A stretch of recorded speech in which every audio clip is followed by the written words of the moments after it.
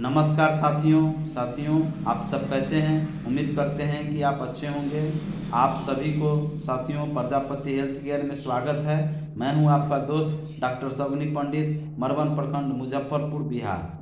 दोस्तों, आज जो सेकेंड बैच के ग्रामीण चिकित्सक साथी हैं उनके लिए क्वेश्चन जो पूछे जाएंगे उसी टाइप से, उसी से रिलेटेड क्वेश्चन आप लोगों को मैंने सेट तैयार किया हूं और सेट सेकेंड बैच के ग्रामीण चिकित्सकों के लेकर के है वह, इसलिए इसको इस टाइप से क्वेश्चन को आप देखें और देखने के बाद इस तरह से आप तैयारी करें। उम्मीद करते हैं कि सफलता जरूर मिलेगा और आप पास होंगे।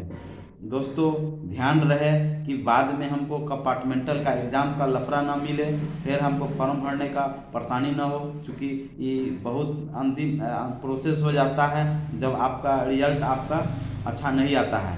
तो इसलिए आप पूरा ढंग से तैयारी कीजिए ताकि आपको परीक्षा पास कर जाइएगा।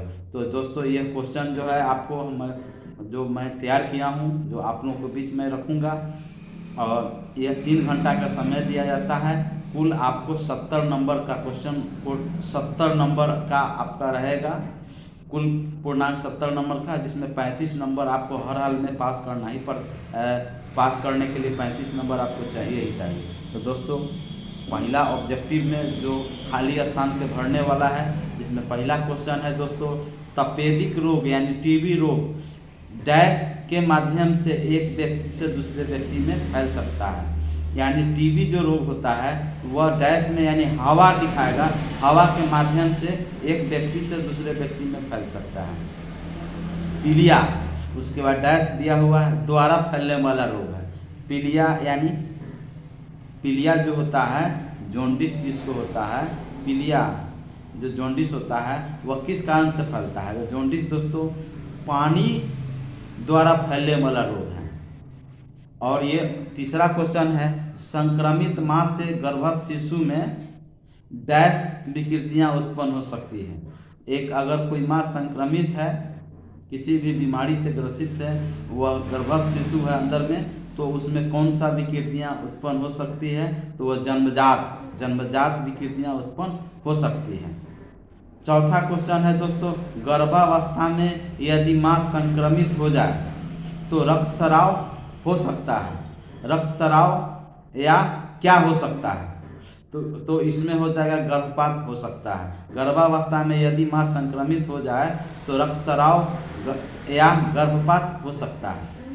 5वां क्वेश्चन है, यदि सेकेंडरी इन्फेक्शन नहीं है तो उसे हम क्या नहीं दें?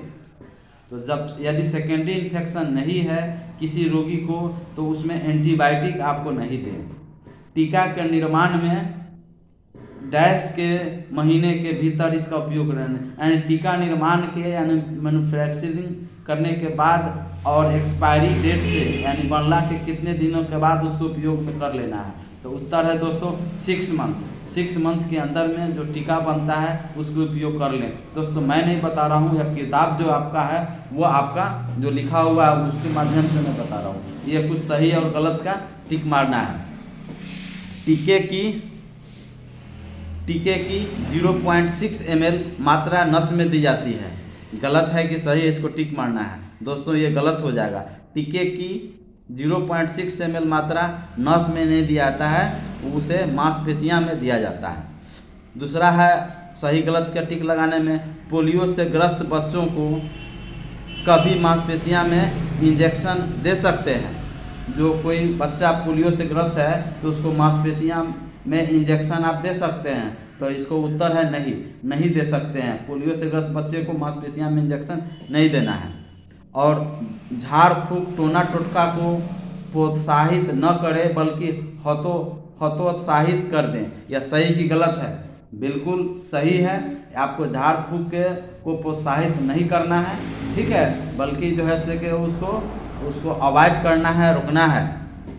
शौचालय में ही जाएं। यह गलत है कि सही है? ये इसको टिक मारना है। तो दोस्तों, यह सही होगा। अगर बाहर जाएं तो मिट्टी से ढक दें। बिल्कुल सही है।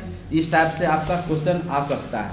दूसरा क्वेश्चन होता है कि आपको गलत सही के टिक मारने वाला में होता है कि हैजा जो है हैजा दूषित जल से फैलता है। तो गलत है कि सही है, इसको आपको टिक मारना है।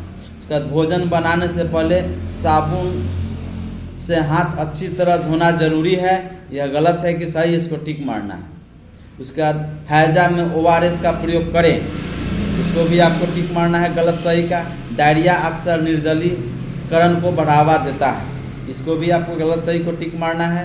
गंभीर रूप से पीड़ित डायरिया के मरीज को डॉक्टर के पास ले जाना चाहिए, गलत है कि सही है, इसको टिक मारना है। दोस्तों ये आपका हो गया ऑब्जेक्टिव क्वेश्चन हो गया। सब्जेक्टिव क्वेश्चन में दोस्तों एक मैं बात करूँगा, संक्रामक रोग कौन कौन से और किस किस माध्यम से फैलता है, इसको आपको लिखना है और जवाब देना है। अगले वीडियो में मैं और इसके आगे जो क्वेश्चन है मैं बात करूँगा। धन्यवाद दोस्तों, धन्यवाद, प्रणाम।